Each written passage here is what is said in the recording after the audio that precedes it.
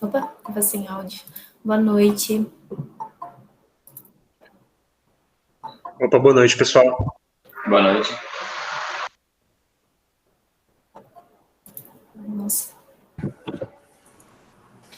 Opa, boa noite. Boa noite. Boa noite. Vamos só aguardar mais alguns minutinhos, que hoje está entrando um pessoal novo, aí nós já começamos a aula. Ok.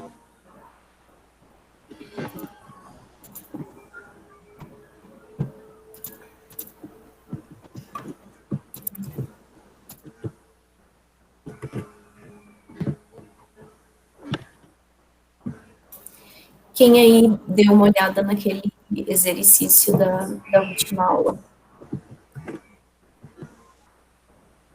Eu consegui fazer. Conseguiu? Consegui.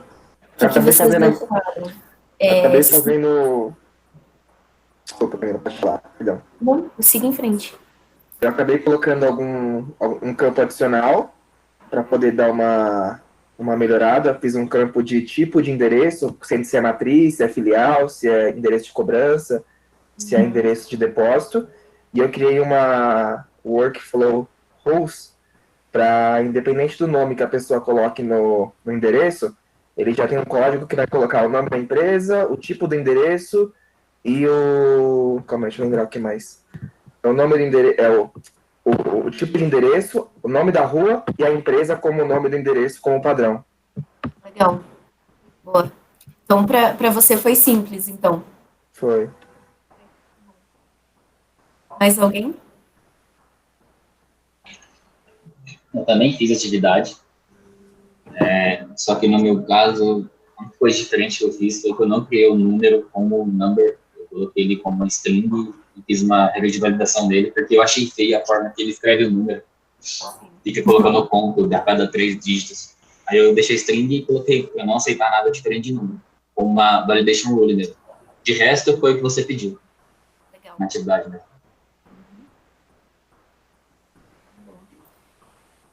Eu acho que nós podemos começar, né? Aí, só dando boas-vindas para quem está começando hoje. Só um breve resumo. Essas aulas aqui, nós trabalhamos juntos vendo algumas funcionalidades da plataforma e mais para vocês pegarem o jeito, entenderem onde procurar certas coisas e dou um review para vocês de como funciona, tiramos algumas dúvidas e mais para frente a gente vai começar a trabalhar com o desenvolvimento Apex, tá bom?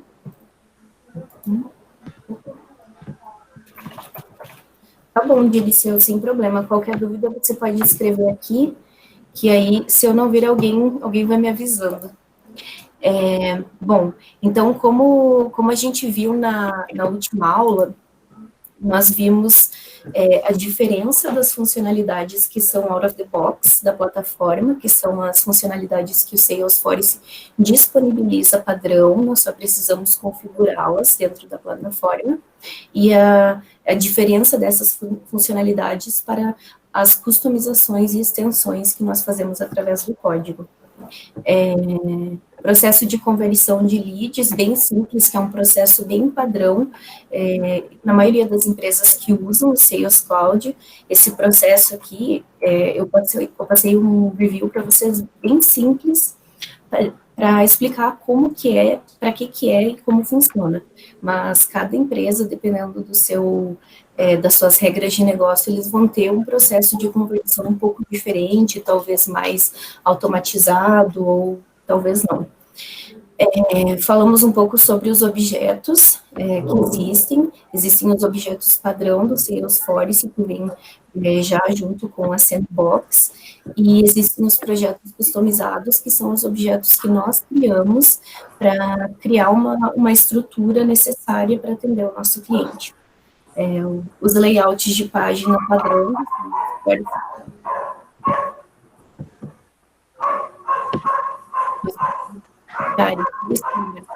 ligar eles com perfis e Dá para ver mais alguma coisa. Os campos, que são os campos que acabou usando. Acho que tem alguém com o áudio ligado e não tá dando para te ouvir. Também não te ouvi, não. Também. Tem um cachorro latindo. Mas não é aqui, não. Não é. Vocês não conseguem me ouvir? Agora sim. Agora sim, era alguém que estava com o áudio aberto e estava dando interferência. Gente, então deixa... todo mundo fica no mute, então, por enquanto. E se vocês tiverem alguma dúvida, podem conversar aqui, podem falar durante a aula. Eu não lembro até onde vocês ouviram direito, então, mas vamos voltando aqui.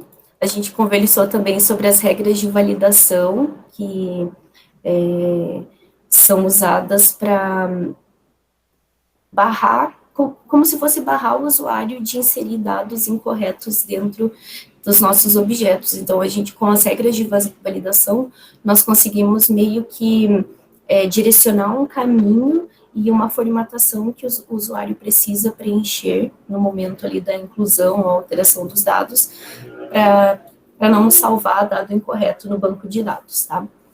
Então, basicamente, a gente vai revisar isso, algumas coisas daqui hoje, através da revisão desse exercício aqui, tá? Então, o Anderson tinha comentado que podia compartilhar com a gente. Então, Anderson, se você puder compartilhar como você fez, e aí, durante esse compartilhamento, a gente vai meio que discutir diferentes maneiras de fazer cada coisa, tá? Que é esse o objetivo mesmo. No Salesforce, a gente tem várias maneiras para fazer certas coisas. Não quer dizer que alguma esteja errada ou não. Dependendo do negócio e da ordem de validação e execução de cada processo, a gente tem maneiras mais rápidas e mais otimizadas de desenvolver as coisas dentro da plataforma. Então, se vocês tiverem qualquer dúvida durante essa revisão, vamos conversando aí. E é isso, Anderson, pode tomar a frente. Estou compartilhando aqui a tela, tá?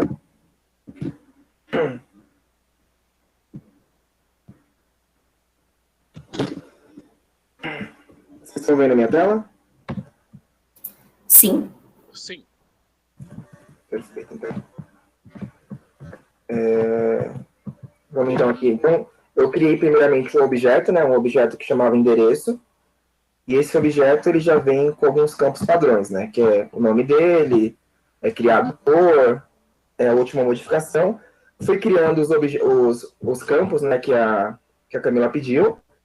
E dentre eles, eu destaco dois, né? Primeiro, o CEP mesmo, que pedia para fazer uma validação específica.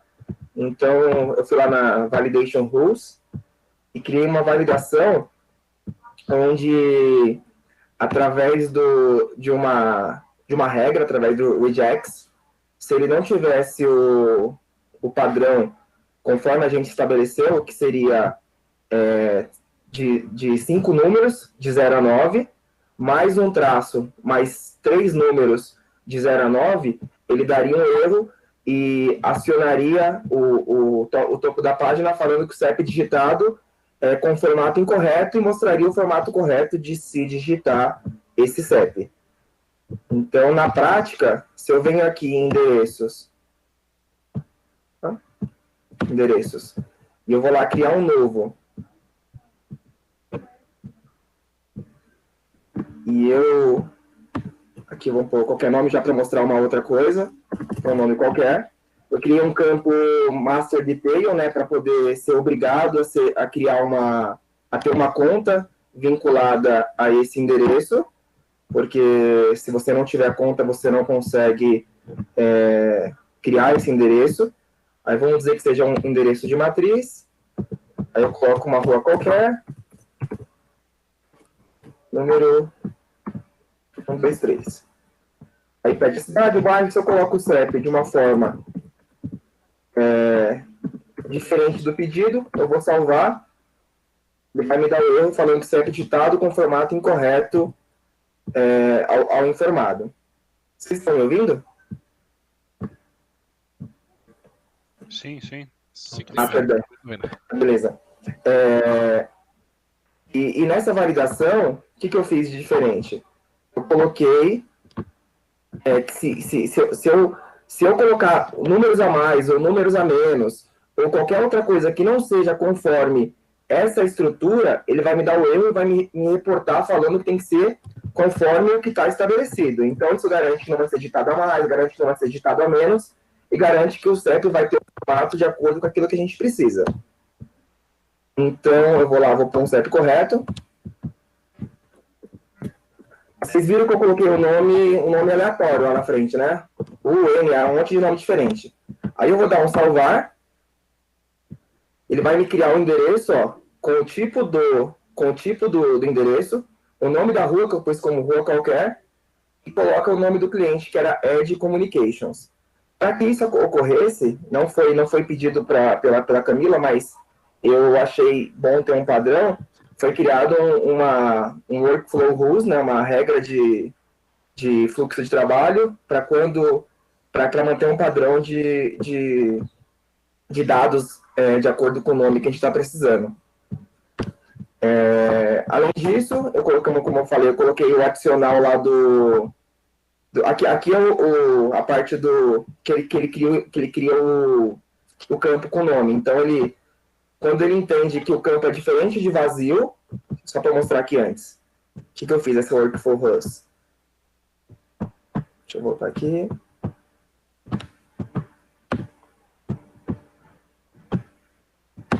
Então, ele está aqui, ó. É uma rua que preenche o nome do endereço, uma descrição que ele preenche o nome do endereço automaticamente. Eu pus para atender o critério, então quando o endereço for diferente de vazio, eu entendo que quando ele for diferente de vazio, eu tenho que fazer, ele tem alguma coisa preenchido. E como ele tem uma coisa preenchido, pode ser que não esteja de acordo com aquilo que a empresa quer trabalhar. Então o que ele faz? Ele vai lá e atualiza conforme aquilo que a gente coloca como padrão. Então, qual que é esse padrão? Ele vai buscar dentro do tipo de endereço, que é aquele pick list lá que eu criei com matriz, filial, cobrança e depósito, ele vai buscar um texto, o tipo de endereço, aí ele coloca o tracinho, o nome da rua, que é o logradouro, e o nome da conta. E isso ele cria uma estrutura, um padrãozinho para o cliente. Então, como eu já criei 2 endereços para esse cliente, quando eu vou lá na Related List, ele vai me mostrar o endereço da filial. Eu sei que é filial, porque ele já está puxando aqui, e eu sei que esse daqui é da matriz.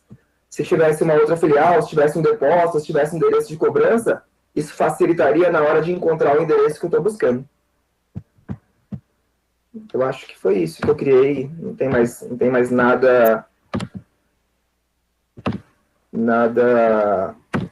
a mais do que foi pedido além disso. Validei o CEP, criei um vínculo entre mestre e detalhe para não ter a possibilidade de gravar o endereço sem o nome. Para ficar claro isso também, se eu venho aqui em endereço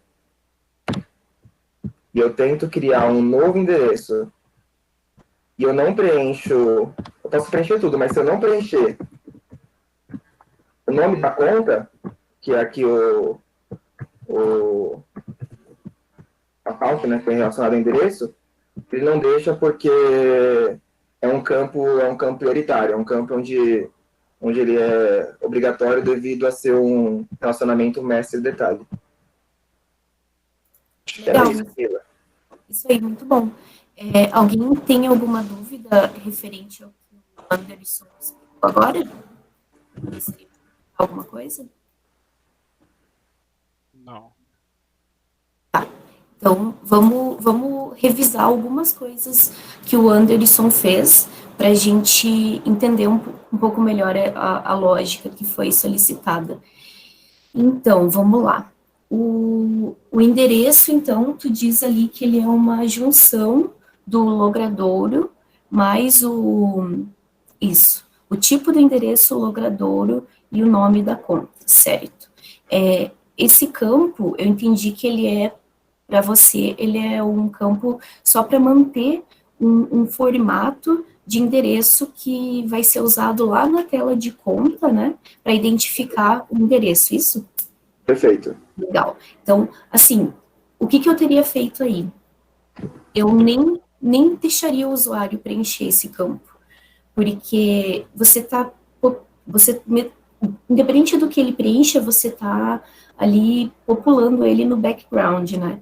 Então, já é uma validação a menos que você precisa fazer. Então, você pode preencher esse campo e nem permitir que o usuário preencha ele na tela, nem mostrar para o usuário na tela. Eu acho que eu teria feito essa parte dessa maneira. Voltando lá no teu workflow, vamos dar uma olhadinha lá. Workflow aqui. Beleza. Na parte do critério? Esse aí é o workflow? Isso, lá na parte da regra para ele entrar aí dentro. Camila, quando você fala que você não teria nem deixado o cliente, eu com cliente na cabeça, quando você fala que você teria feito que você faria de um outro jeito, no caso você seria na escolha do tipo de campo, é isso que você quis dizer? Eu acho que ela esconderia no tipo de dados, na tela que apareceu no layout, no page layout. Esse campo, ele ficaria escondido no layout da página.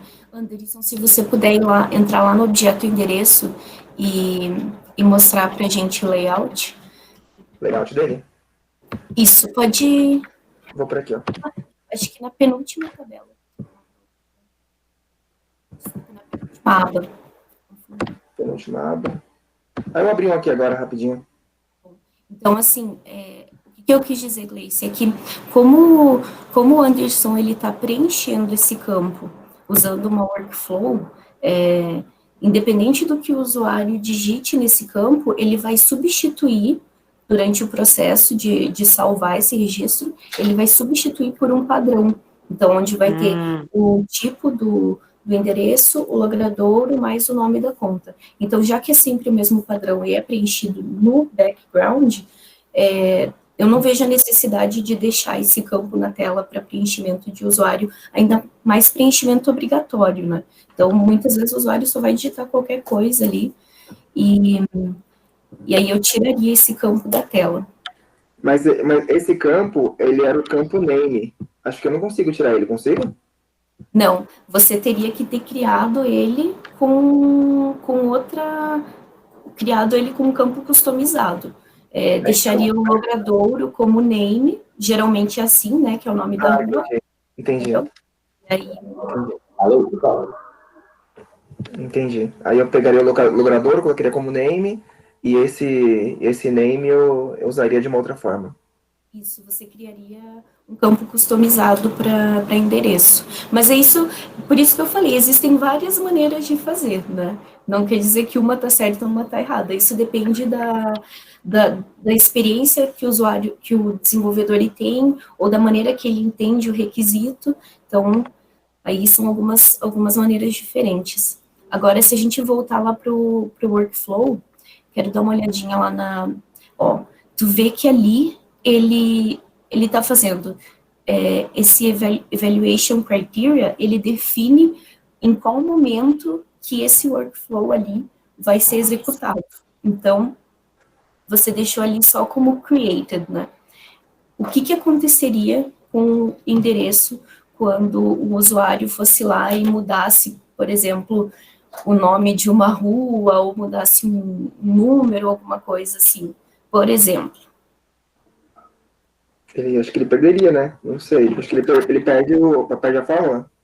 Isso. Na verdade, ele não perde a fórmula. Ele não atualizaria mais o teu endereço, esse campo endereço. Então, ele ficaria desatualizado de acordo com os outros campos que foram preenchidos ali nesse objeto no momento de uma atualização.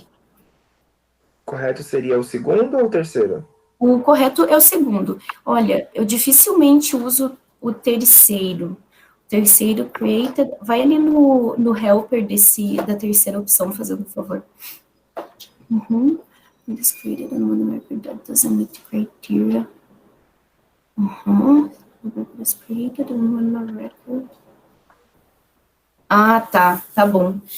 Esse aí, por exemplo, o que ele vai acontecer? Ele vai, se você salvar um registro que não está dentro desse critério, mas depois que você salva, ele entra nesse critério, ele vai executar de novo, tá? Então, por exemplo, se você, lá que tu deixou o campo endereço na tela, se ele não fosse obrigatório e você limpasse esse campo e salvasse o registro, ele ia... Desculpa, not equal to... ele ia executar de novo para ver se entra no critério, algo assim. Entendi. Tá? Então, você salva o registro, se depois que você salvar, ele entra dentro dessa condição, ele executa de novo, tá? Ok. Beleza? Então, é isso. Alguém mais quer compartilhar o que fez dessa parte de endereço, se fez alguma coisa diferente? Eu não sei se vocês chegaram a falar, minha internet caiu, mas eu só queria entender, que, por exemplo, no exercício do Anderson, no momento que ele vai salvar, daquela validation rule dele do CEP, o CEP passou a ser um campo obrigatório no formulário dele, pela validation rule, porque, pelo que eu vi lá, se não tiver nada preenchido, vai bater na validation e vai soltar o erro. Então, agora o CEP passou a ser obrigatório naquele formulário dele. Tá certo? Tô pensando. E o CEP era para ser obrigatório ou não? Olha, eu não Mas coloquei, eu não coloquei... Opa, desculpa, pode falar. Não, pode falar, desculpa. Não, eu só ia falar que eu não coloquei isso naquele requisito, né? Mas é interessante que o campo CEP seja obrigatório. Não, é porque no meu eu tive que fazer um OR antes, porque se for vazio eu ignoro, sabe? Por isso que eu perguntei, né? Porque se colocar vazio, eu não trigo nada. Agora, se preencher, tem que preencher correto, entendeu? Aí é só para mim, às vezes eu li errado. Isso dentro da tua regra de validação. Isso. Você fez um OR lá como se fosse um if, aí se não outra coisa. Eu vou compartilhar, peraí, no chat. Vamos ver se eu estou pensando aqui. Tá bom.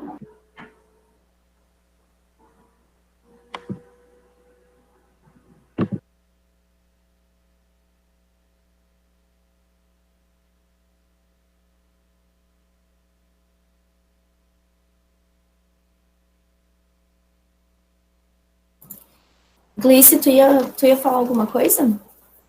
Não era nada, não. Coloquei no chat. Tá. Ok, Eu só legal. tô verificando. É legal isso, mas eu vejo que, eu imagino que quanto mais condições você coloca dentro de uma validação, de um workflow, mais lento o teu sistema se torna, quanto mais condições. Então, por exemplo, se a gente for fazer, isso é pequeno, é uma condição pequena, mas sempre pensa que você está trabalhando numa org que já tem várias validações, vários process builders, vários workflows, então aqui o regex, ele já seria o suficiente para fazer essa validação. Beleza? Beleza. Beleza. Valeu. Mais alguma dúvida, pessoal? Tá bom, então. Vamos seguir agora com o Process Builder. Eu comentei na última aula que a gente ia falar um pouco sobre o Workflow e sobre o Process Builder. O que eu pensei? O Workflow, ele é uma funcionalidade do Salesforce que ela está caindo em desuso. O Process Builder, ele está ficando cada vez mais robusto e tendo cada vez mais opções e funcionalidades, o que torna o Workflow que o workflow vai ser descontinuado, o Salesforce vai parar de atualizar as funcionalidades dessa plataforma, então meio que vai parar no tempo. Eu vou explicar para vocês como funciona o Process Builder, porque eu vejo que tudo que vocês fazem no workflow, vocês conseguem fazer no Process Builder, só que de uma maneira melhor, tá? Então, vou compartilhar minha tela para vocês e vou explicando. Eu acho bem importante a gente... isso, exatamente, Process Builder é o canal. O Process Builder e o Flow, que são funcionalidades out of the box da plataforma, eles são bem legais, porque a gente consegue evitar de escrever código usando bastante o Process Builder e o Workflow, e os Flows. O Flow, eu vou explicar para vocês depois de a gente entender um pouco da parte de lógica, tá? Que ele é um pouco mais complexo. Então, vamos lá. O que é o Process Builder? Vou mostrar aqui para vocês a tela. Ai, eu tinha esquecido de executar a minha sandbox. Vamos lá. Vou mostrar para vocês como que é a tela do Process Builder. Eu nunca usei muito Process Builder, como eu trabalho bastante na parte de back-end, com integração, praticamente desnecessário no meu dia a dia. Mas eu já trabalhei bastante nas outras empresas que eu trabalhava com esse Process Builder aqui. Essa aqui é a telinha inicial dele, que vai listar o nome do processo, uma descrição, o objeto que esse processo é relacionado e qual que é o tipo dele, tá? O que o Process Builder ele deixa a gente fazer aqui? Vamos lá.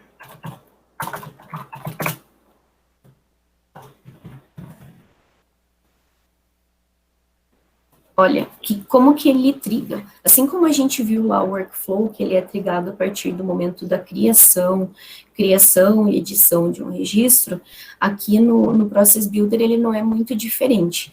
A gente tem aqui, quando um registro é salvo, quando um registro é editado, quando um evento é recebido, essa parte do evento a gente não vai ver hoje, e aqui quando ele é chamado por outro processo.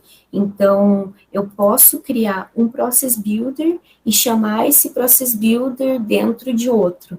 Isso é legal para a gente usar para quando você tem processos, quando você quer um processo genérico dentro da tua empresa, por exemplo, em vários momentos, em várias ocasiões, você vai precisar criar um caso para um registro de conta, um registro de contato que é criado. Então, você pode criar um Process Builder que só faz isso, que só faz um Process Builder e uma ação que faça só isso, e chamar isso dentro de vários outros Process Builders. Ficou claro? Sim. Tá. Então, eu vou mostrar para vocês aqui como que é essa tela do Process Builder.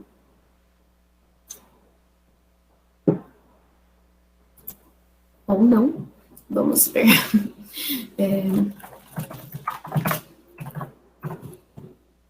Porque não criou. Ok. Então, aqui, um Process Builder sempre vai estar relacionado a apenas um objeto, tá? E uma das práticas de criação de Process Builder é você criar apenas um para cada objeto. Então, aqui, vocês vão ver que vocês conseguem passar por várias validações, executar várias ações em sequência. Então, dessa maneira, você não precisa criar um Process Builder, mais de um Process Builder para o mesmo objeto. Por que isso? Porque o Process Builder, ele já é usado para você conseguir determinar uma ordem de execução das validações e dos processos que você quer executar. Então, diferente do Workflow. O Workflow, você cria lá, cria as ações dele, só que você nunca consegue definir qual que é a ordem que vai ser executado. Isso aí é um random lá no back-end. E aqui no Process Builder não, você consegue listar. Então, a partir do momento que você tem 2 Process Builders para o mesmo objeto, você vai estar meio que embaralhando a ordem de execução dos 2 no mesmo objeto. Então, dependendo do que for criado em um e do que for criado no outro, você pode sobrescrever uma alteração que foi feita, ou entrar num loop ali que nunca vai parar e vai atingir o limite de execução lá no teu back-end.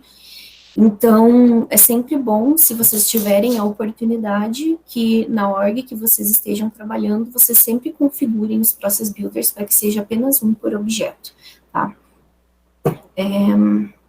Beleza. Vamos lá, vamos voltar aqui. Tá, outra funcionalidade que é legal do Process Builder, diferente do Workflow, é que no Workflow, quando você edita um objeto, por exemplo, a conta, eu não consigo, de dentro da conta, editar ou acessar os campos do endereço que está relacionado a essa conta. Por quê? Porque o endereço é um objeto filho da conta. Se eu fizesse um workflow dentro do objeto endereço, eu conseguiria acessar o objeto pai e o registro pai dele, que seria a conta. Tá? Então, existe essa limitação. Você só consegue editar de filho para pai e não de pai para filho. Já no Process Builder, se eu estou trabalhando com o meu objeto de conta, por exemplo, eu consigo acessar todos os registros que estão relacionados à conta, independente do tipo de relacionamento. Então, aqui, de dentro do objeto conta, que eu selecionar aqui, eu vou conseguir acessar, por exemplo, os campos endereço e tratar eles de alguma maneira, tá? Ficou claro isso? Sim. Tá, beleza. Ó, aqui é uma coisa bem legal. Então, o Salesforce, ele já ajuda a gente a identificar que já existe um Process Builder ativo para o objeto conta, tá? Então, o que eu vou fazer aqui?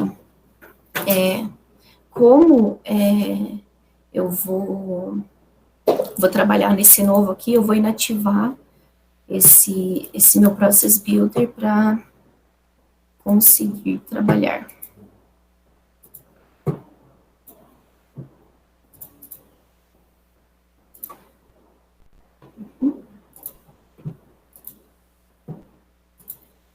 Ok. Beleza.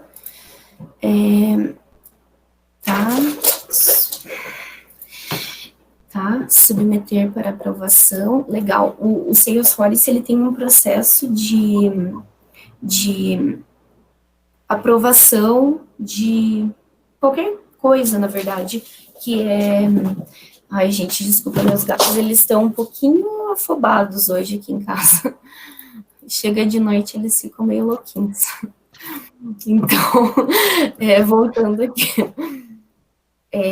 Submeter para aprovação. O Salesforce, ele permite que você aprove registros, por exemplo, se você precisa aprovar a inclusão de um cliente no teu banco de dados, e essa aprovação precisa ser feita por alguma pessoa dentro do sistema, vocês conseguem criar um processo de aprovação, que não é pelo Process Builder, mas eu consigo chamar esse processo de aprovação de dentro do Process Builder.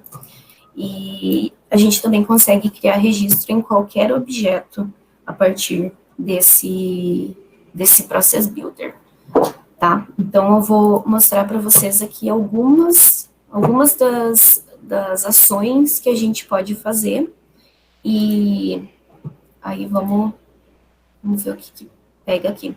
Aqui, assim como no Workflow, eu vou definir se eu vou startar o meu processo quando esse registro for criado, apenas quando for a criação dele, ou quando esse registro for editado. Então, aqui eu vou colocar que ele pode ser chamado quando o registro tanto for criado ou editado. Ah, deixa eu mostrar para vocês esse advanced aqui.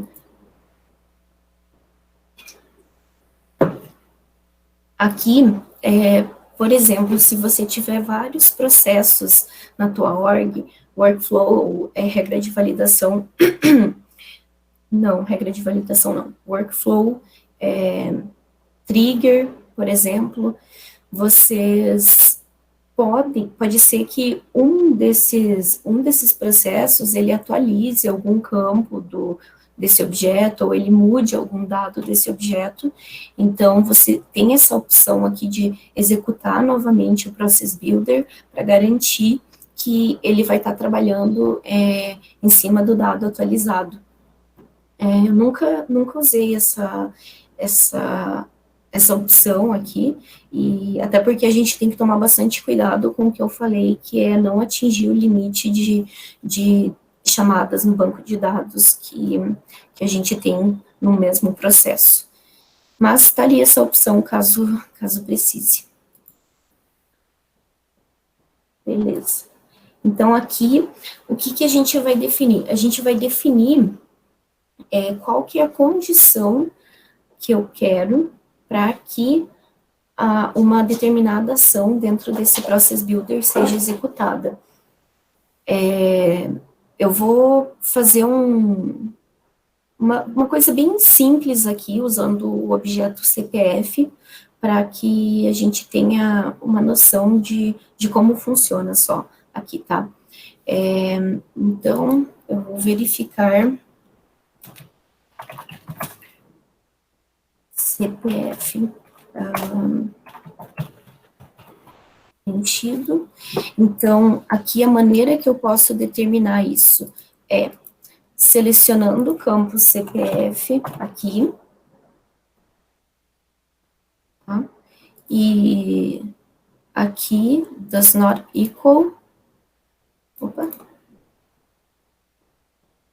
desculpa, is null vai ser igual a false. Então, se o CPF não for nulo, nem vazio, ele vai entrar nessa condição, ele vai passar essa condição e entrar aqui na ação que eu vou criar depois. Eu posso fazer isso também através de uma fórmula, igual a gente faz lá nas regras de validação.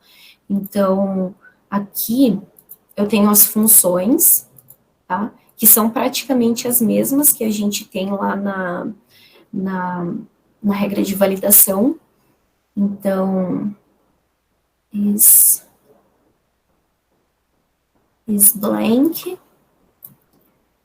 Vamos ver. Aqui é mais uma parte, né, de lógica. Então, vamos lá. Então, vou verificar se o campo CPF,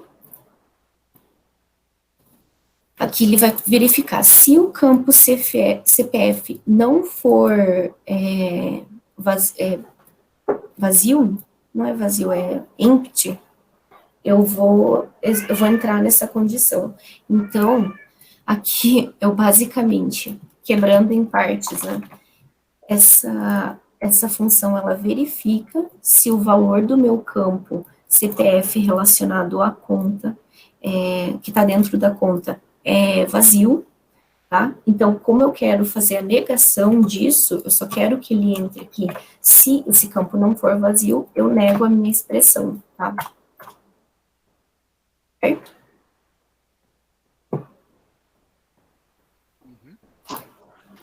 Certo. Beleza. Vamos deixar aqui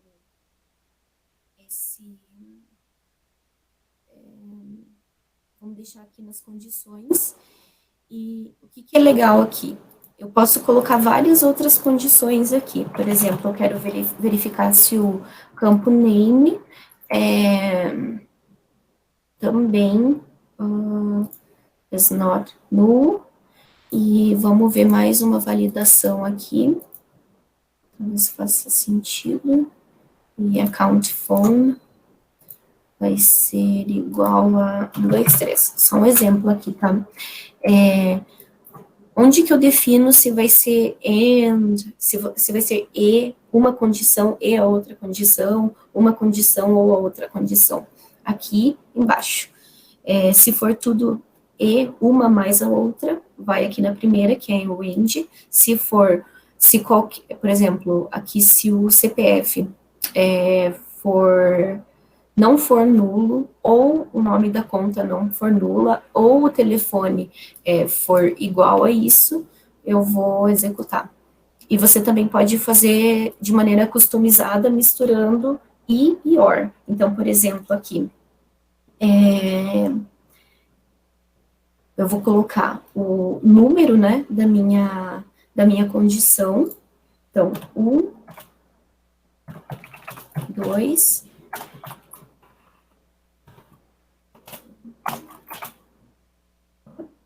aqui, 23. Então, aqui o que significa?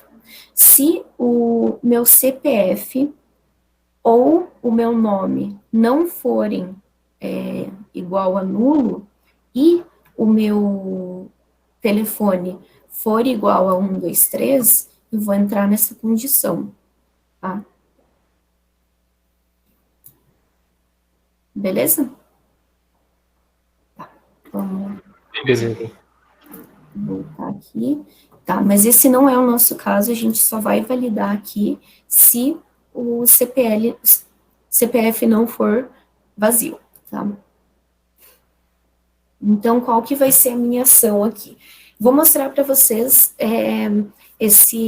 essa conta aqui, esse Process Builder criando um registro, tá? Então, aqui são todos os tipos de ação possíveis através de um Process Builder. Aqui, essa primeira, eu consigo chamar uma classe Apex minha, então, muitas vezes, se você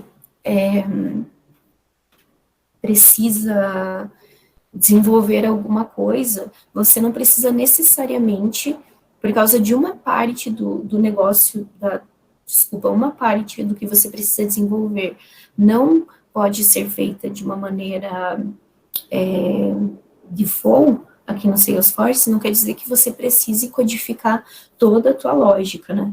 Então, você pode criar uma classe, criar classes que executem parte desse processo, que você não consegue fazer nem por Process Builder, nem por nada, e chamar essa classe dentro da tua lógica do Process Builder, tá? Isso evita que a gente aumente o número de classes customizadas dentro da nossa plataforma. Então, é legal vocês tentarem trabalhar com os dois em conjunto. Se possível, claro. Aqui tem a opção de criar um registro, vou mostrar para vocês algumas opções que a gente tem de objetos.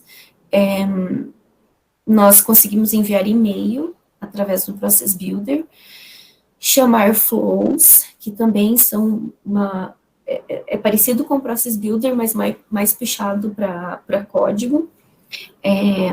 Aqui o Shader, uma funcionalidade irrelevante no momento. Processos, certo?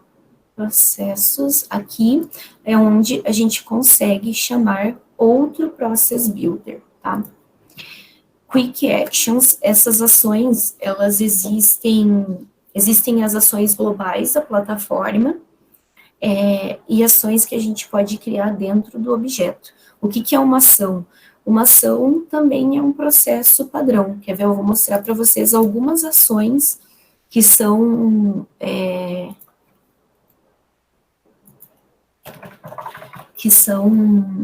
padrão. Global Actions, aqui. Como eu expliquei para vocês aquela parte de poder criar um Process Builder que só cria um caso e relaciona com objetos, a gente poderia usar, ao invés de um Process Builder que cria esse caso, a gente poderia criar uma ação global aqui, por exemplo, New Case, New Account, que já vem como padrão aqui e acaba criando um registro dentro da plataforma.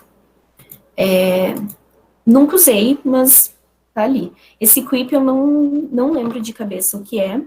Esse Custom Notification aqui é aquele que fica, aquelas notificações que aparecem aqui em cima, tá? E Submit for Approval e atualizar um registro, tá? Então, aqui, eu vou escolher a opção de criar um registro. A minha ação vai ser criar contato.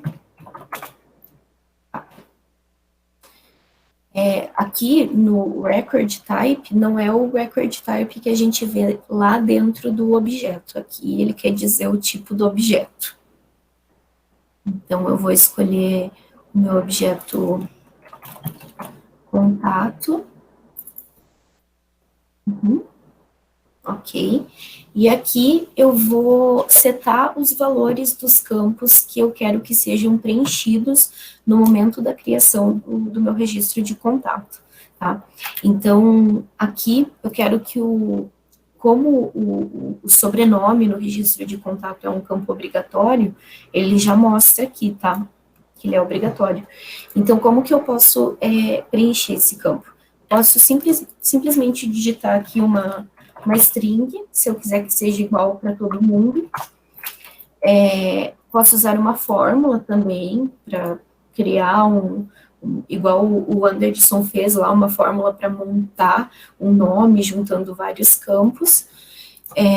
Ou eu posso usar uma referência de campo. Aqui, eu vou conseguir acessar, por exemplo, os campos do objeto que iniciou meu processo, que é account, e o registro da conta que eu estou trabalhando no momento lá, que eu salvei, que eu editei, que eu criei, tá?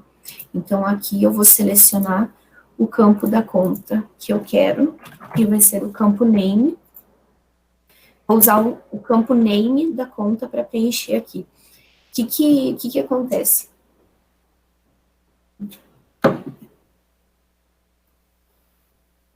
Quando eu salvar esse registro, ele vai criar uma conta, um contato relacionado à minha conta que eu estou trabalhando e com o último nome igual ao nome da minha conta, tá? Aqui a gente tem mais uns campos que a gente pode preencher, o Account ID. É isso, desculpa, gente, eu falei uma coisa errada aqui. Eu até fiz esse teste hoje. Se eu não preencher o campo Account ID, ele vai criar um contato dentro do meu banco de dados, mas eu simplesmente não vou conseguir ver esse contato de dentro do meu registro de conta que eu estou trabalhando ali no Process Builder. Então, por exemplo, eu venho aqui nessa conta, edito ela e salvo. Aí eu vou trigar meu Process Builder aqui. Se eu deixasse só o campo last name sendo preenchido, ele ia criar um contato, mas ele não ia mostrar esse contato aqui dentro da minha conta, porque eu não teria relacionado ele com a conta que eu estou trabalhando. Então, aqui é importante que a gente preencha o campo ID da conta, que também vai ser uma referência para o campo Account ID. Tá? Deixa eu ver se tem mais algum campo que seja legal. Tá, eu acho que isso tá bom aqui para mostrar como funciona. Beleza, eu vou salvar aqui. E vou adicionar outra ação aqui que vai criar mais um contato dentro desse objeto conta. Então, ele vai criar o contato A e o contato B.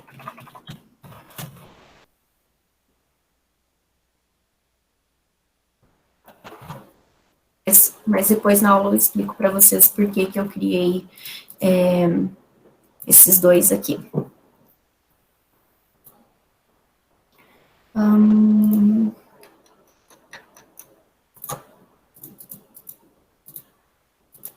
Aqui eu só vou juntar o nome da conta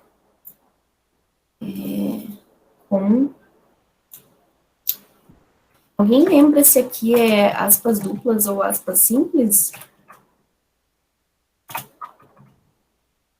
Não lembro não, Camila. Olha, acho que tá. Vamos ver se ele dá alguma mensagem de erro aqui.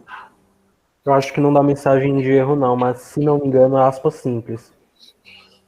Vou deixar aspas simples, então a gente muda ali depois. Ok, então ele vai criar um contato com o nome da conta D e vamos relacionar esse registro à conta também.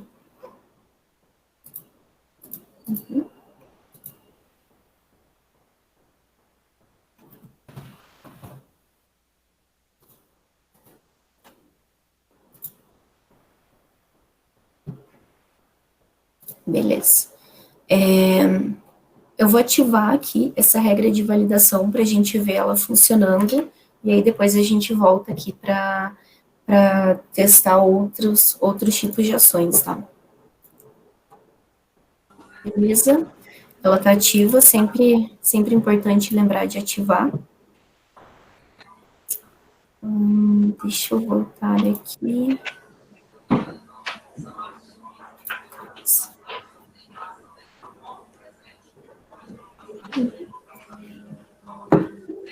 Vamos usar essa aqui. Essa conta aqui já tem 2 contatos. Já tem 2 contatos aqui, mas para mim não importa, porque a gente não está validando nada disso agora. Então, vou editar essa conta aqui. A condição lá foi para que o CPF estivesse preenchido.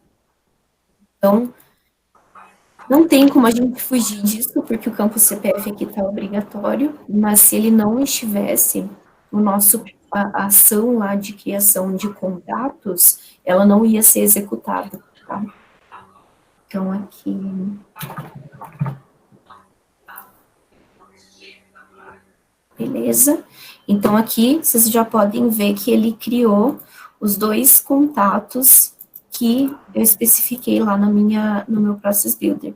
Então, para vocês terem noção de como é uma ferramenta robusta, porque se para um usuário poder configurar manualmente um processo para criar registro, é muito legal. Geralmente, isso aí é só por código mesmo. Então, vamos ver aqui os detalhes. Tá, eu coloquei o nome como name, desculpa, o last name, né, como o nome da conta, desculpa. E esse outro aqui, eu deixei o nome como o nome da conta mais a letra B, tá? Então, legal, ele criou legal aqui, eu poderia ter preenchido os outros campos também, e eu também poderia ter definido um tipo de registro para esse contato, né? Por exemplo, primário, contato secundário, essas coisas. Alguma dúvida até aqui nessa parte de Process Builder?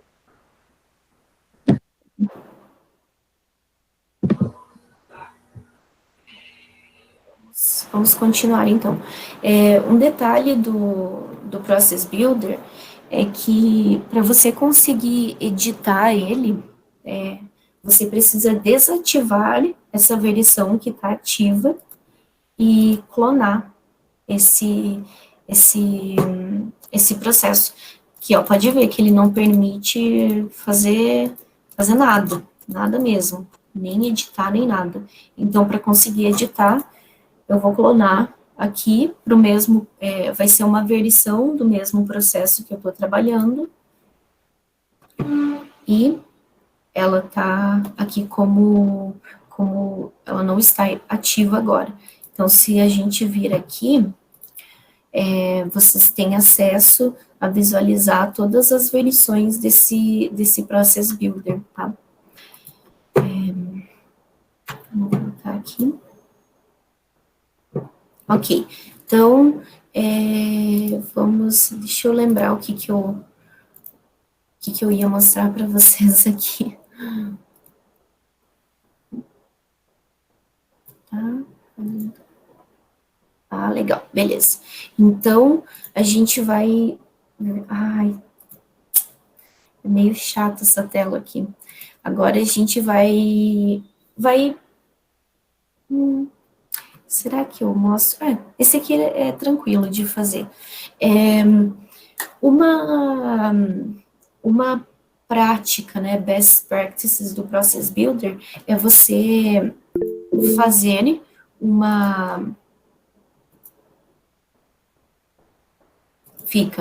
ele fica, na verdade, o que ele fica? Ele mostra como estava a versão antes de você clonar ela, tá?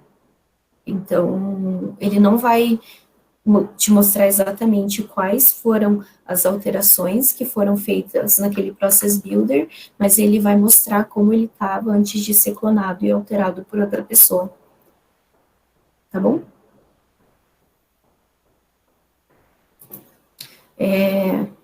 Só que também essa parte ali das versões, é assim, você pode excluir as versões, sabe? Então, pode ser que o teu processo exista há muito tempo dentro da tua org, mas que você não tenha nenhum registro de versão porque elas foram excluídas, tá?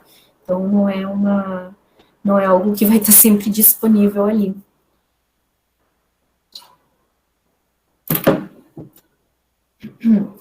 Tá, vamos lá. Vou criar aqui outro Process Builder. É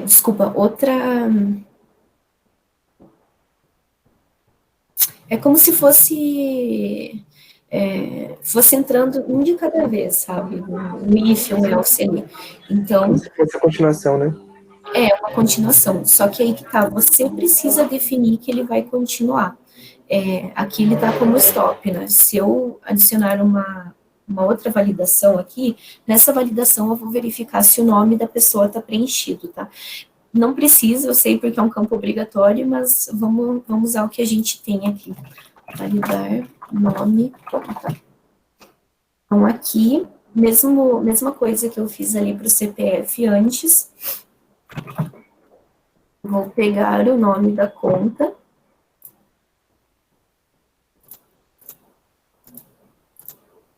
e, se ela não for nula, vou seguir em frente com a minha ação. Então, aqui, você tem que lembrar de selecionar essa Evaluate the Next Criteria.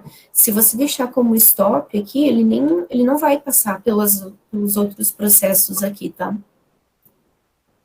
E lembrando, essa ordem que a gente está fazendo aqui vai ser a ordem de execução do Process Builder.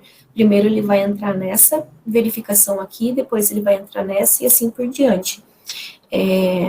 Eu não lembro de cabeça agora, mas não tenho certeza se essa informação está correta, mas até onde eu lembro, se ele encontrar algum erro, que estoure algum erro em algum desses processos, ele não vai executar nada desse Process Builder, tá? Beleza? E aqui, vamos fazer uma ação de e-mail. Vamos enviar um e-mail para a pessoa. Para fazer isso, na verdade, eu vou criar aqui no objeto conta, vou criar um campo e-mail, e ao invés de validar aqui se o nome da conta está preenchido, a gente vai validar se o e-mail está preenchido, tá?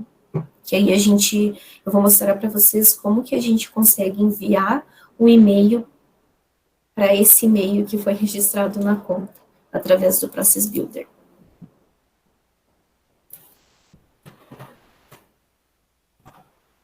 Não tem. Vamos criar como uma string simples, sem muita configuração, mas esse é um campo que também seria legal validar, sabe? Para ver se pelo menos a formatação dele tá correta. na verdade, né, isso mesmo, isso mesmo. Ok. Vamos deixar ele visível aqui. E vamos atualizar em todos os page layouts, porque eu não lembro de cabeça agora qual que a gente está usando. Então, beleza? Vamos voltar aqui. O meu Process Builder está inativo lá, então a gente não precisa se preocupar com nenhuma execução agora. E aqui eu vou colocar o meu e-mail. Alguém quer compartilhar o e-mail aqui, que daí a gente faz um teste mandando para o e-mail de alguém. Tem o tipo e-mail também, isso.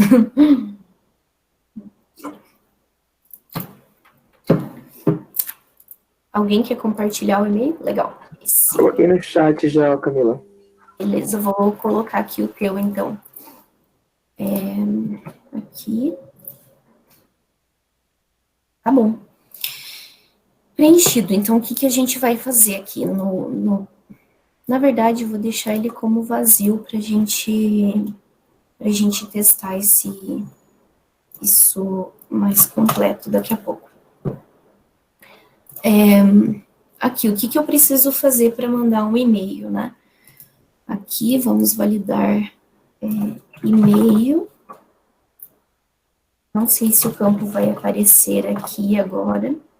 Apareceu, que bom. Então, se o campo e-mail não for vazio, eu vou seguir em frente com o processo de envio de e-mail aqui, tá? Então, esse e-mail alert, uma coisa interessante aqui, onde que eu encontro esse e-mail alert? Aqui.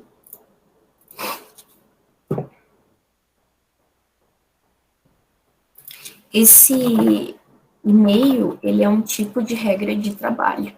Então, provavelmente, quando for descontinuado o workflow, eles vão fazer alguma alteração aqui nesse alerta de e-mail. Não sei, vamos ver. Beleza. Vou criar aqui um alerta de e-mail.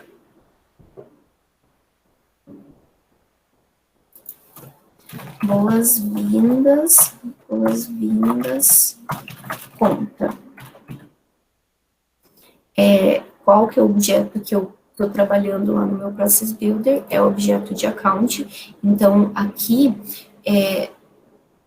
só vão aparecer os alertas de e-mail que estiverem relacionados ao objeto que eu estou trabalhando lá no meu Process Builder. E aqui a gente tem esse e-mail template. O que é o e-mail template? Ele é o corpo, na verdade ele é o modelo de e-mail que você quer mandar para a pessoa. Tá? Vou mostrar para vocês aqui como que a gente cria um e-mail alert. Então, aqui só esse e-mail alert que eu mostrei aqui para vocês é algo novo, tá? Então, vou explicar aqui direitinho para vocês como que cria um. Então, para a gente criar um e-mail de alerta, a gente precisa ter um template de e-mail, que é o modelo de e-mail que a gente vai enviar para as pessoas. Bastante usado antes, né, de o Marketing Cloud ele ser mais... Agora, o Marketing Cloud, ela tá, essa cloud, ela tá mais famosa, né, que ela é usada mais para essa interação entre o cliente, né, para você fazer jornadas lá e conseguir disparar e-mails e interagir um pouco mais com o cliente. Antes disso, o pessoal usava mais aqui essa parte de templates. Então, a interação que o Salesforce tinha com o cliente através de e-mail era através daqui, basicamente. Então, qual que é o template que a gente vai usar? Esse Classic e-mail template. Eu estava até lendo hoje, dando uma olhada sobre isso, porque você pode ver que tem esse Line e-mail template aqui. Mas a própria Salesforce, ela sugere usar o Classic e-mail template porque ele está disponível independente para Classic ou para Lightning.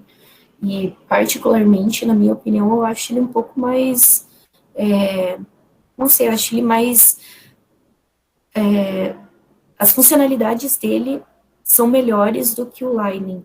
Eu tentei usar o Lightning e-mail template algumas vezes, e existem algumas limitações, sabe? Parece que ele não está 100% legal na plataforma. Então, apesar de surgir como uma nova funcionalidade, num modelo mais bonito de trabalhar, o Classic Mail Template, ele é mais confiável, nesse caso, tá? Quais que eu já usei daqui? Esse text e o HTML. O Visual Force, eu nunca precisei usar, mas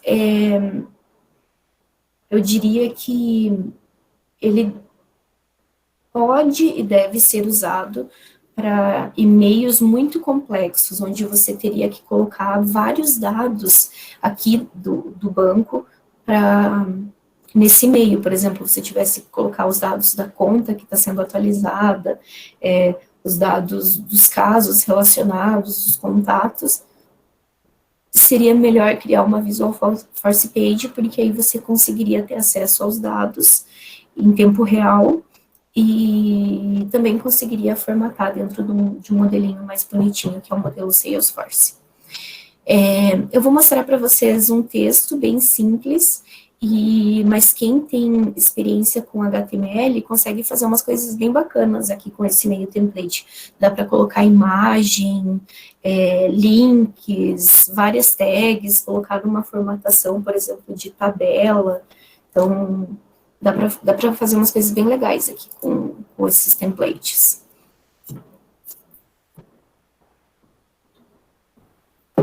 Aqui, vocês podem criar, não é aqui que cria as pastas, em outra parte, mas vocês poderiam criar pastas para diferentes áreas de negócio, ou para diferentes objetos, e armazenar os e-mails templates de acordo com esses setores. Aí vocês conseguiriam dar ou não permissão para certos grupos para acessarem esses templates, essas pastas, tá?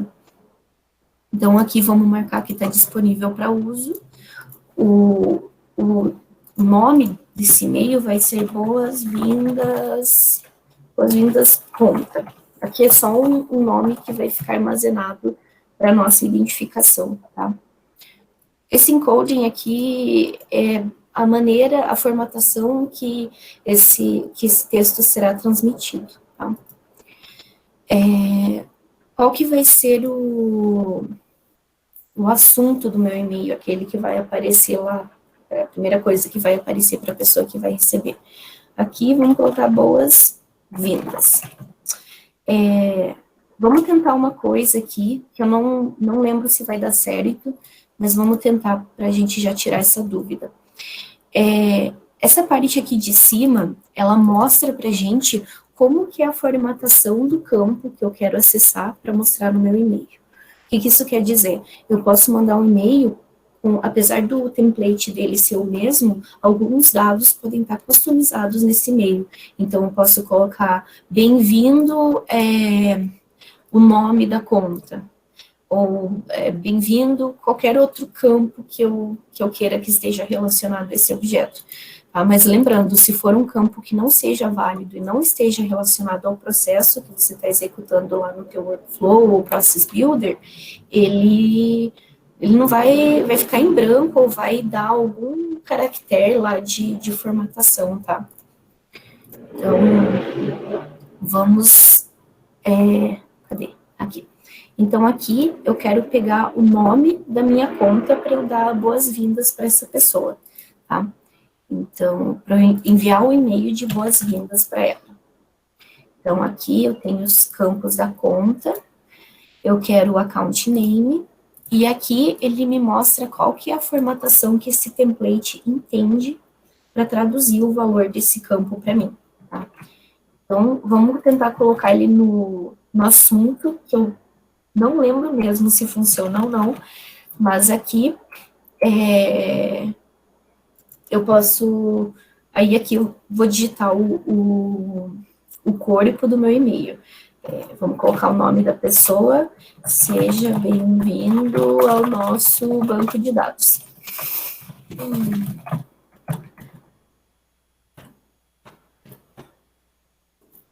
Beleza. Alguma dúvida até aqui? Até o momento não, Camila. Até o momento não. Tá bom. Vai lá.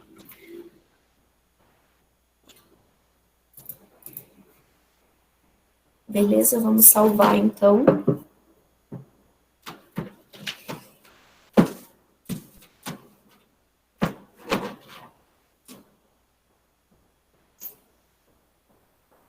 Aqui é legal que vocês conseguem mandar arquivo anexado também, tá? Então, vamos mandar um TXT aqui junto, só para vocês verem, para vocês terem uma noção.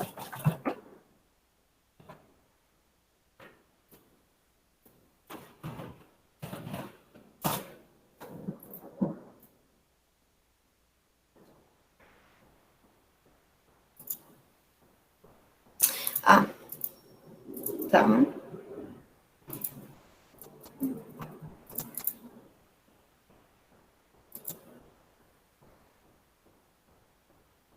Eita. Vamos lá, isso aqui é meio chatinho. Choose the file. Repeat steps. Ah, tá. Essa função eu uso no dia a dia no trabalho. Se você quiser, por exemplo, adicionar mais de um arquivo em anexo, você tem que fazer, vai lá, choose, attach, aí quando acabou de anexar todos que você quer, aí done. Então se é um só, aí vai ter que fazer o processo, choose, attach e done, só isso. Mas esse attach file eu tenho que fazer antes de fazer o done, né? Isso, exatamente. Tá. Beleza. Aí ele mostra... Opa, eu anexei 2 vezes, gente, desculpa. Beleza, isso aí. Então, vamos... Tá aqui disponível, tá finalizado o nosso e-mail template. Agora, vamos voltar aqui no nosso e-mail alert, que foi lá onde a gente começou. Então, qual que foi o fluxo aqui? A gente criou o Process Builder, chamamos aqui a ação do e-mail alert, que é este aqui, que a gente está criando, e aqui dentro, para a gente criar o nosso e-mail de alerta, a gente precisa ter um template selecionado. Então, nós viemos aqui, criamos um template, e vamos selecionar aqui agora. Aqui. Então, ele já tem uma lista de alguns que vem por padrão.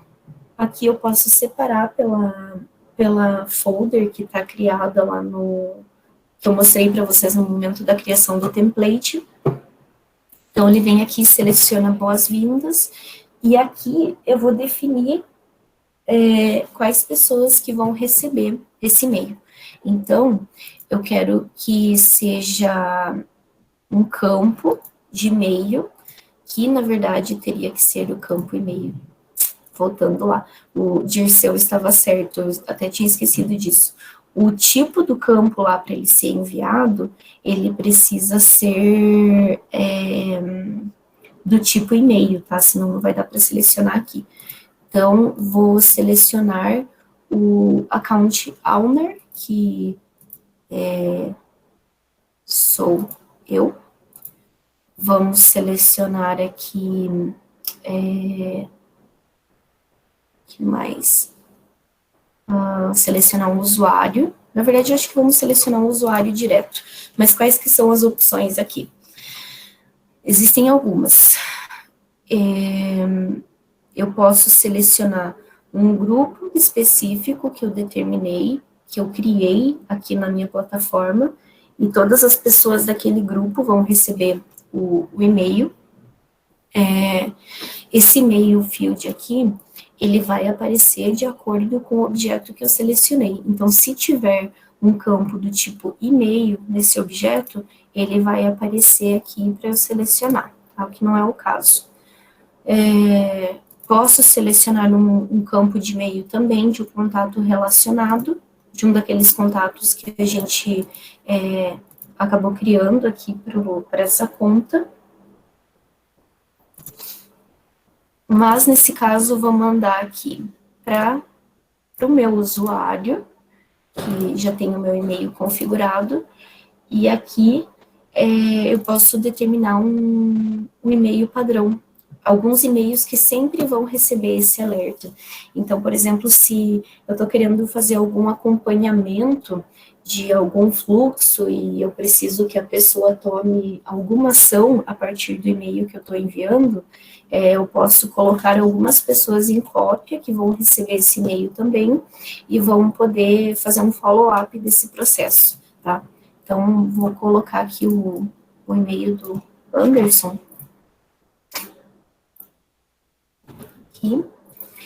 E aqui eu posso definir de qual endereço de e-mail esse meu e-mail de alerta será enviado. Então, aqui dentro do Salesforce, eu consigo criar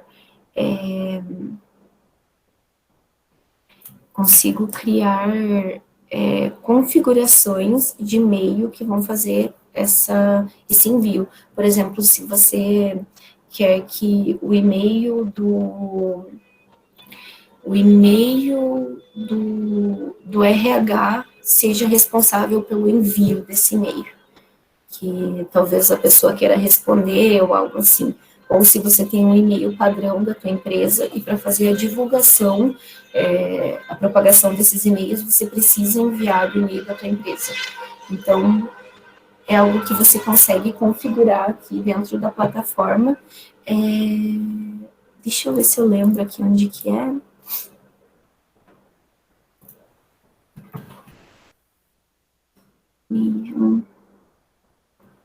Olha, se eu não me engano, é nesse e-mail relays aqui. Eu acho que é.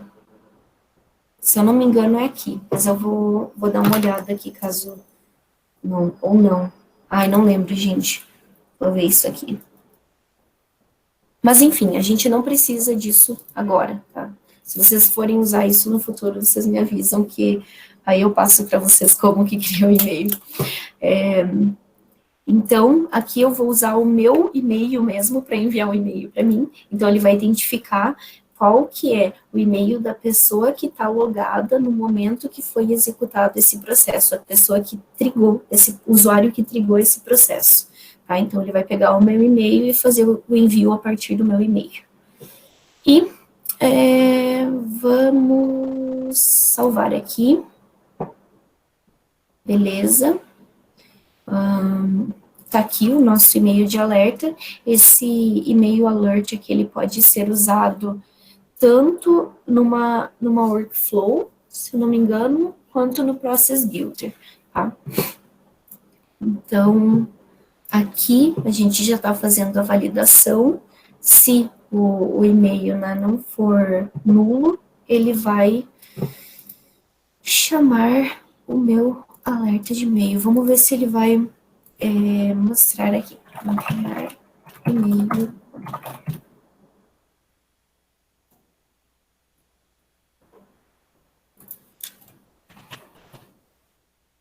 Legal. Ok. Tá bom. Salvou aqui.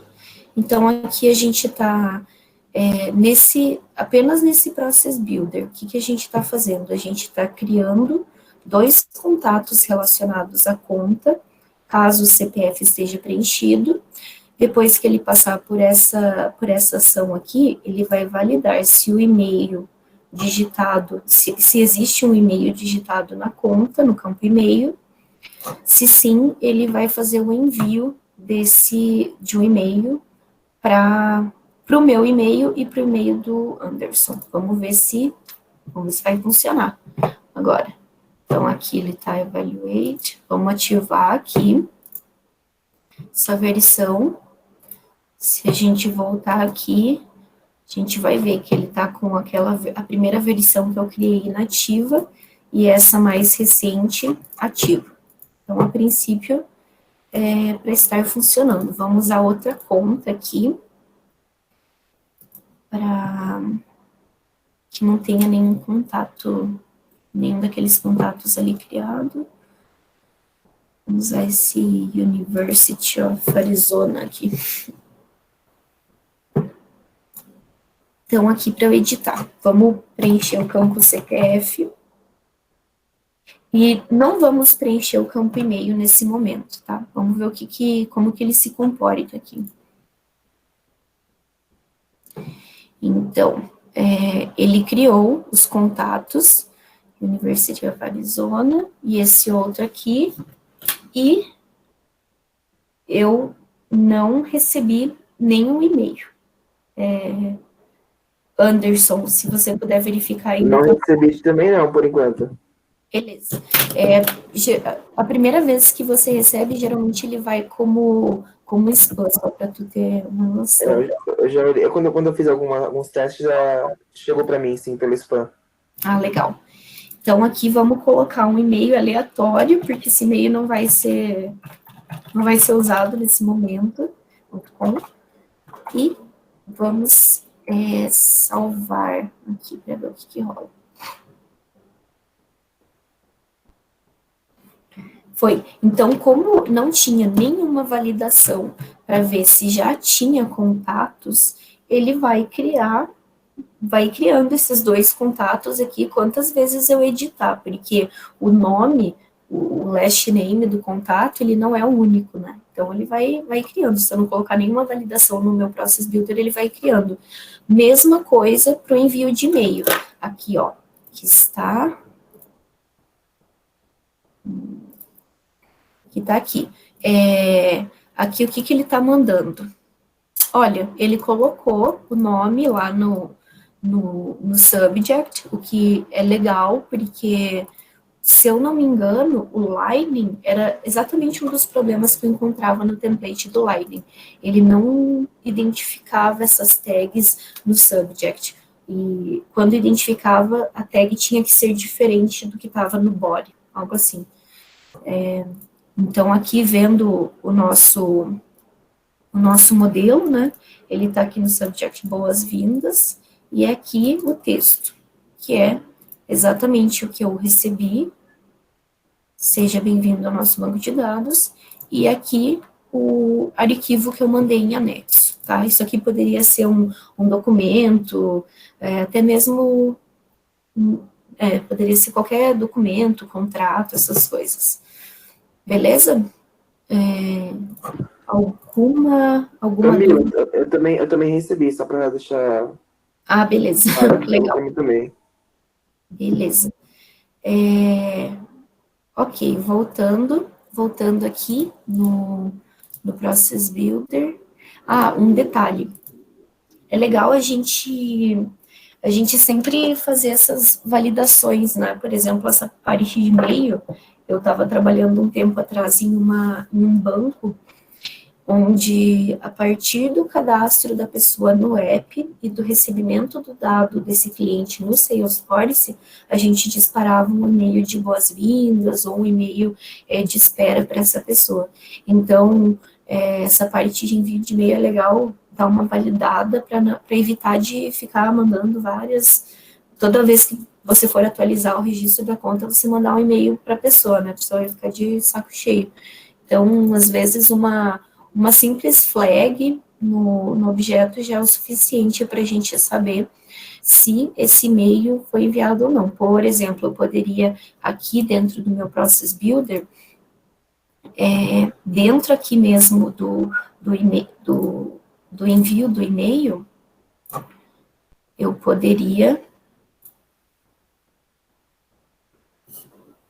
adicionar uma ação aqui que atualizaria um campo booleano, por exemplo, dentro da conta, setando esse campo para verdadeiro, caso ele tivesse passado aqui pelo e-mail, tá? Então, aqui, quando eu fosse validar, eu verificaria se o e-mail, se o campo e-mail da conta não está vazio, e se aquela flag ali do e-mail enviado for igual a false, tá? Que aí a gente garante que ele entra aqui, e depois que ele entrar aqui, a gente atualiza essa flag para verdadeiro. Então, ele só passaria aqui uma vez.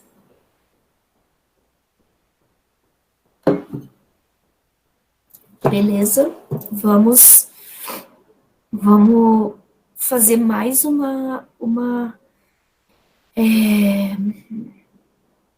mais uma criteria aqui. Deixa eu ver uma ação que é legal. Tá bom. Tá, vamos selecionar aqui essa Apex aqui. O que é? Eu tenho, como eu estava falando antes para vocês, se vocês têm um processo, uma lógica de negócio que possa ser distribuída entre chamadas do Process Builder, mas que em algum momento precise de uma Apex, vou dar um exemplo aqui para vocês, tá? Por exemplo, aqui a gente criou o contato A e o contato B para essa conta, né? Digamos que estou tentando pensar num caso aqui, mas tá, como que pode ser? Como que eu vejo a utilização de uma Apex e não de um Process Builder? Para casos de integração, óbvio que você precisa criar um serviço, mas quando a lógica de atualização ou inclusão de dados relacionado ao objeto que começou o processo for muito complexo. Por exemplo, se eu tivesse que criar um contato e aí acessar outro objeto dentro do contato e atualizar não sei o que lá, ou atualizar registros específicos. Entende? Eu acho que quando a lógica começa a ficar muito complexa, você tem que ir muito fundo ali no relacionamento dos objetos, aí já não faz mais sentido usar um Process Builder, porque você vai criar uma lógica monstruosa aqui, que ninguém vai entender, nenhum admin vai olhar aqui e vai entender o que está acontecendo. Então, nesses casos, em casos mais complexos, sempre criar uma regra lá no Apex, porque é a maneira mais correta de fazer, sabe? Onde você vai ter de uma maneira limpa o teu processo e a tua lógica. Então, aqui, por exemplo, se... Ô, Camila, desculpa te atrapalhar aí, mas Não. uma dúvida até, porque relativo ao que eu faço no dia a dia, a gente utiliza o Salesforce para mandar um relatório diário, não só para nível de engenharia, que é o meu nível, como para nível de gerência. Então, todo dia, às 23 horas, o Salesforce ele gera um relatório e ele manda um relatório para toda a direção da empresa e para o nosso nível de engenharia, do que está acontecendo com a nossa frota mundo afora. Essa rotina diária, que ela está vinculada não à existência de dados ou não, porque, tipo assim, o dado de ontem pode não ser o de hoje, pode ser que não tenha absolutamente nada, pode ser que tenha muita coisa, mas todo dia, às 11 horas da noite, ele envia um relatório. Então, ou seja, é uma rotina diária.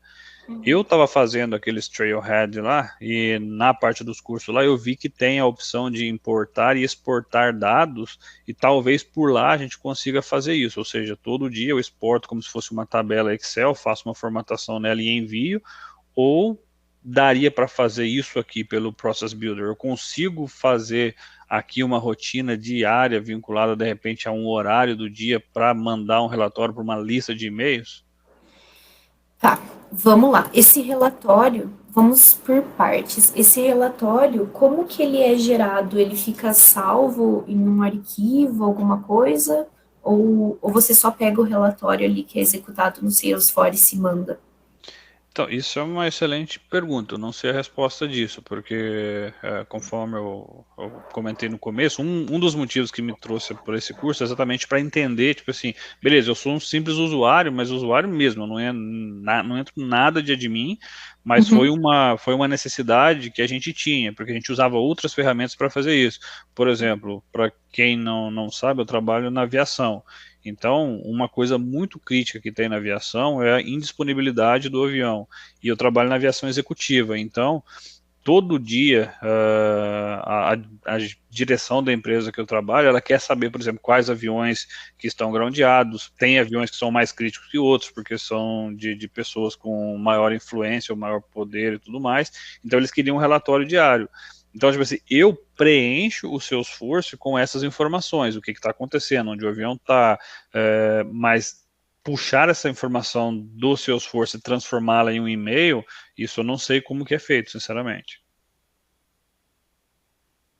Entendi. Eu não sei, Anderson Sanches, eu nunca usei o Subscribe.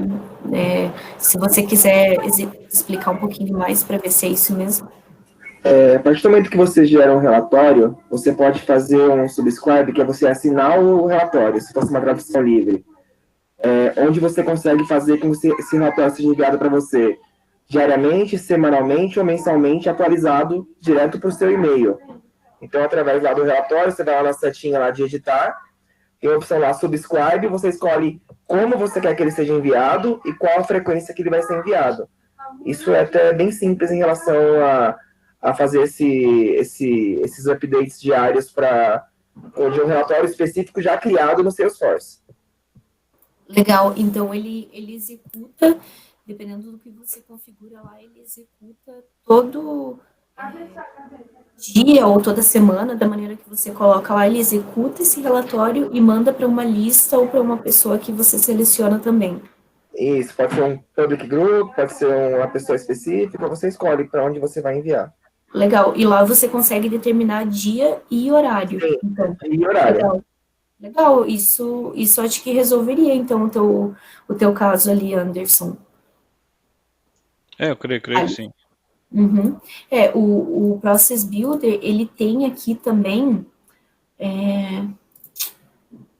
não sei porque, eu não lembro onde que coloca aqui do lado, mas ele tem processos que você pode determinar o horário que aquele processo vai ser executado. Então, o Process Builder, ele pode fazer isso, mas aí a parte lá que gera o relatório, que pega o relatório, seria um pouquinho mais complexa.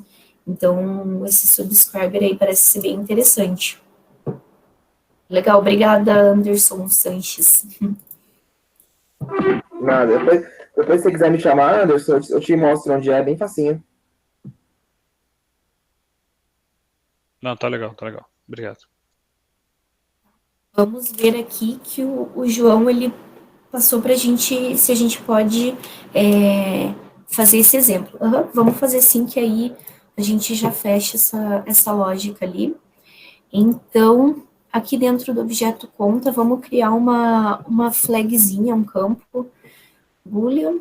Aqui é uma das maneiras que dá para fazer, tá? Eu acho, para mim, é a maneira mais fácil, mais rápida. Então, para a gente verificar isso. Então, esse campo ele vai ser uma checkbox, que é do tipo verdadeiro ou falso. Eu não preciso que esse campo apareça para o usuário, certo? A menos que o usuário que vai estar verificando os dados dessa conta queira saber se esse e-mail foi enviado ou não. É interessante também ter essa checkbox na tela, porque é uma maneira de permitir que o usuário ali que tá trabalhando nessa conta, ele possa reenviar o e-mail para a pessoa, né? Então, se ele quiser, ele pode, se eu deixar esse campo na tela editável e tiver lá salvo como, se estiver checado, né, que o e-mail já foi enviado, o próprio usuário poderia desselecionar esse campo, salvar o registro, e aí o e-mail que eu coloquei lá no meu Process Builder seria enviado novamente para a pessoa, tá? Mas aqui vamos deixar ele visível para todo mundo no back-end, e não vamos adicionar esse campo à tela, vamos usar só ele na nossa lógica, tá bom? Então, aqui, o que a gente vai fazer nessa validação? Além de validar se o e-mail não está nulo, eu vou verificar aqui o meu campo, e-mail enviado, e se ele for false, se não estiver checado, né, eu vou entrar na minha ação para enviar o e-mail, tá? E além de enviar o e-mail para a conta, aqui eu vou também atualizar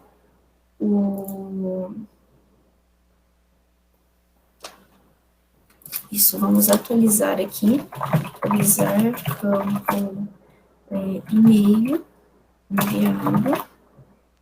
Eu vou selecionar o próprio registro da conta. Então, se eu selecionar aqui um registro relacionado, eu vou poder... Ai, gente, cliquei no botão aqui que não era para clicar. Vamos voltar aqui. Ainda bem que tá salvo. Beleza. Então, aqui, se... Update record, atualizar, campo e-mail enviado. Então, aqui, se eu selecionasse um registro relacionado à conta, eu teria acesso a campos de outras tabelas, de outros objetos que estão relacionados à conta. Então, aqui eu poderia vir nos contatos e atualizar algum campo lá dos contatos que estão relacionados a essa conta, tá? Então, vamos selecionar a nossa conta, porque a gente vai atualizar um campo próprio que eu criei dentro da conta, que é o campo e-mail enviado. Eu vou setar ele para verdadeiro, porque ele já vai ter passado aqui pela ação de envio do e-mail e vai ir para a minha ação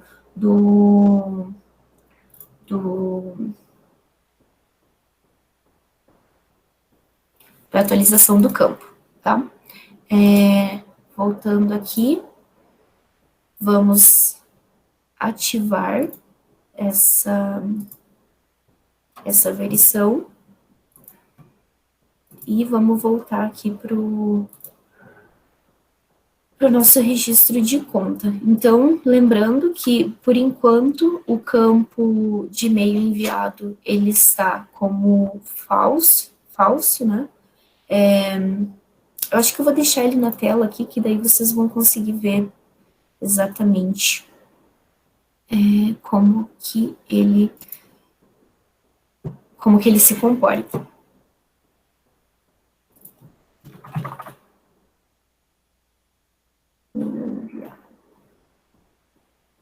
Vou deixar aqui mesmo. Vamos... Tá?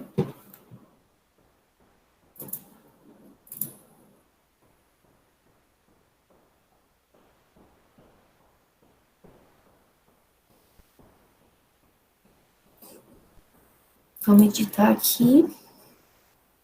Aqui, ó, tá... Ué, dá para ser read only. Vocês viram lá, né, que eu selecionei como read only, não sei porque que ele tá deixando aqui, deve ser um bug.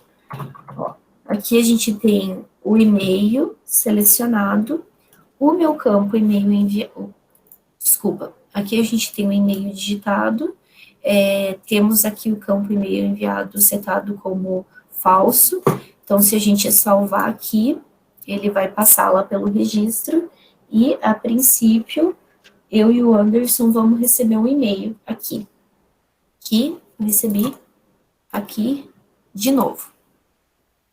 Mais um e-mail do University of Arizona, tá? Então, ele mandou o e-mail aqui, vamos ver o que aconteceu com o campo.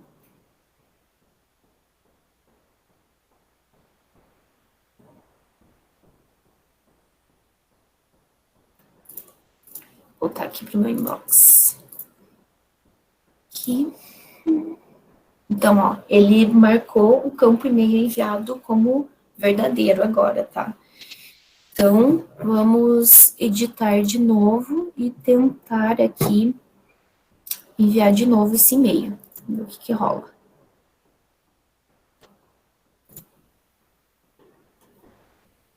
Olha, eu não recebi nada até agora.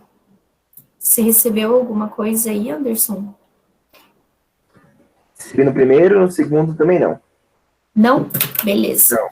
Então, é isso, João. Aqui, essa aqui seria um tipo de lógica para a gente fazer a validação para ele não enviar de novo o e-mail da pessoa e o e-mail para a pessoa, mas ainda assim permitindo que, de alguma maneira, o usuário que está lidando com essa conta possa enviar de novo o e-mail para a pessoa, tá?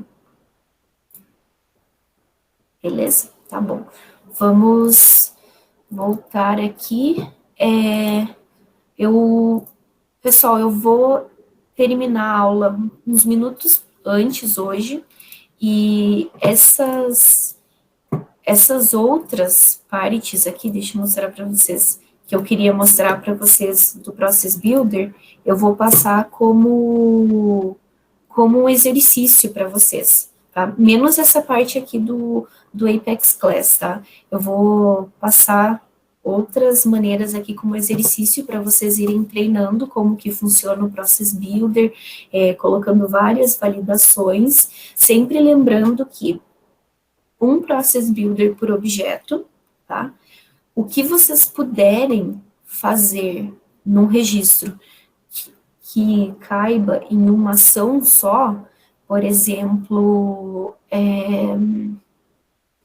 se você quer atualizar vários campos na tua conta, usa apenas uma ação aqui. Se depender apenas de uma criteria, você pode ir colocando vários campos aqui no teu Process Builder e ir setando valores para eles. Lembrando que a gente pode setar um valor de uma variável global que exista dentro da nossa plataforma.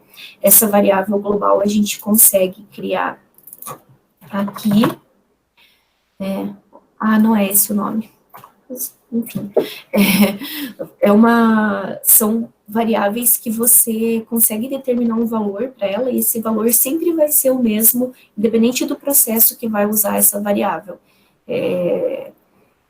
Você pode usar o campo dos objetos relacionados aqui para atribuir um valor, ou simplesmente digitar um valor específico, um hard-coded aqui para esses campos, tá? O que eu quero que vocês deem uma olhada para a próxima aula? Além disso aqui, a gente vai começar a ver código, tá? Na próxima aula. O que a gente vai criar?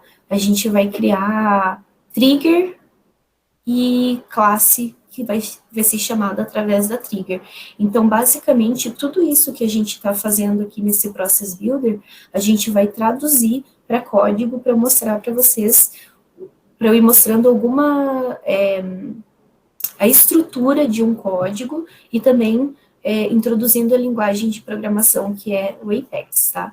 Então, para quem não viu ainda essa parte lá do Trailhead de Dev, se quiser ver, eu vou passar o link para vocês darem uma olhada, mas se vocês quiserem aguardar também, para não se assustar muito quem nunca viu o código, eu vou cobrir várias coisas bem básicas na próxima aula, tá? Então, pode ser um pouco chato para quem já tem um conhecimento prévio, igual aqui na parte de Process Builder, mas vai ser bem, bem legal de vocês começarem a colocar a mão na massa, tá?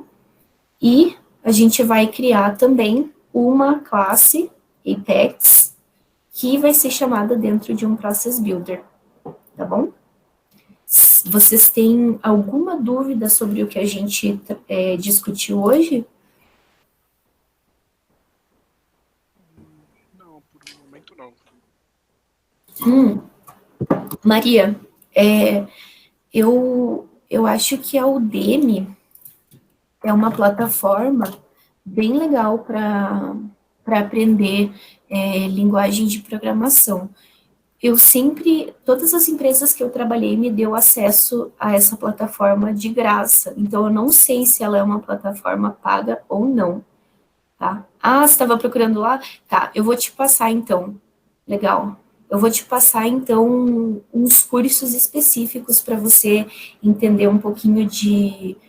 Acho importante vocês darem uma olhada ali na parte de JavaScript, umas coisinhas assim para entender um pouquinho de lógica, tá? Mas eu vou dar uma procurada aqui então nos cursos que eu encontre de graça, que aí quem não tem conhecimento ainda em nada de programação, de lógica, vai ser uma introdução legal para vocês entrarem na próxima aula já com dúvidas. Se não, não se preocupem que a gente vai... eu vou colocar lá no grupo. E Fabiano também, se você puder colocar, Fabiano, lá no grupo esse link aí que tu falou da aula. E é isso, a gente vai cobrir bastante a parte de lógica também, que, querendo ou não, é o que constrói qualquer desenvolvimento, independente da linguagem, tá? Então, a gente vai ver bastante essa parte de lógica, e tem um site, inclusive, que eu usava muito, que se chama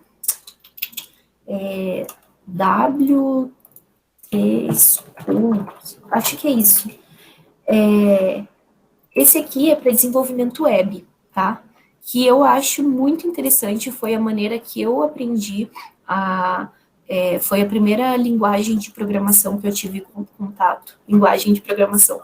Foi a primeira linguagem que, de alguma maneira, eu conseguia trabalhar tanto no front quanto no back-end. Então, acho que esse aqui é legal também para tirar algumas dúvidas, até de banco de dados, se eu não me engano, tem coisa aqui, tá? Mas, assim, a gente vai trabalhar durante a próxima aula mais focado nessa parte de desenvolvimento, e o que vocês tiverem de dúvida da parte de lógica e tudo mais, vocês vão trazendo, que a gente vai cobrindo durante a aula, tá bom? E acho que hoje não mais, mas amanhã eu vou passar para vocês ali a lista dos exercícios do Process Builder. E, se vocês quiserem dar uma treinada também, e usar alguns desses exercícios, tentar fazer usando o workflow, pode ser também, só para ver como funciona lá a ferramenta e ter uma certa familiaridade, caso vocês entrem em uma empresa e precisem dar suporte para workflow, tá bom? Então, obrigada de novo, pessoal, pela atenção e pela participação hoje. Obrigada, Anderson e Heitor, que compartilharam aí os exercícios com a gente. Muito bom, parabéns. E até a próxima aula. Qualquer dúvida, podem mandar uma mensagem lá no grupo, tá bom? Beleza, obrigado, Camila. Valeu, gente. Obrigado, boa noite. Valeu. Tchau, pessoal, boa noite.